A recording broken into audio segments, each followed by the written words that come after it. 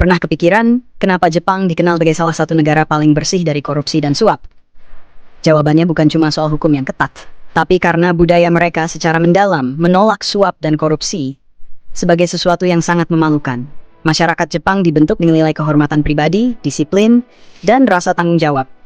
Jadi ketika seseorang terlibat kasus suap, bukan hanya dia yang kena, tapi keluarganya, reputasinya, bahkan institusi tempat dia bekerja juga ikut tercoreng.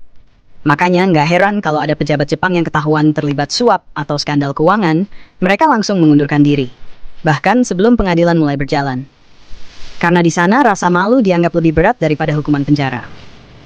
Dan hukum di Jepang, jangan salah. Mereka punya sistem hukum yang tegas dan efektif. Suap bisa dihukum dengan penjara hingga 5 tahun, plus denda besar. Bahkan untuk hadiah atau bingkisan kecil, mereka punya aturan nilai maksimal. Kalau lebih dari batas, bisa dianggap sebagai bentuk gratifikasi dan diperiksa secara hukum. Lucunya, meskipun mereka dikenal suka memberikan omiyaje atau oleh-oleh, semuanya tetap dijalankan dalam batas-batas wajar dan transparan. Sekarang coba kita tengok ke Indonesia. Suap masih jadi persoalan yang akrab terdengar, bahkan di kehidupan sehari-hari. Mulai dari urusan birokrasi yang berbelit, uang pelicin, proyek pemerintah, sampai ke yang lebih kecil kayak jalur khusus masuk sekolah favorit. Yang bikin miris kadang praktik ini dianggap hal biasa. Seolah-olah selama tidak ketahuan, ya sah-sah saja. Padahal Indonesia juga sudah punya banyak upaya.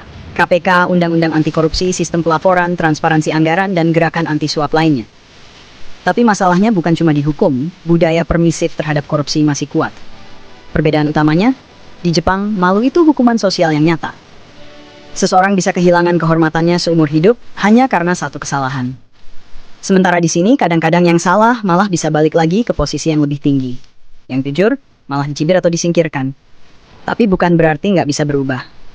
Perubahan budaya itu lambat, tapi bukan mustahil. Dimulai dari pendidikan, keteladanan, sampai hal kecil kayak konten ini. Karena kalau kita terus menyadarkan, suatu saat nanti, kita bisa punya masyarakat yang malu untuk menyuap dan berani untuk jujur.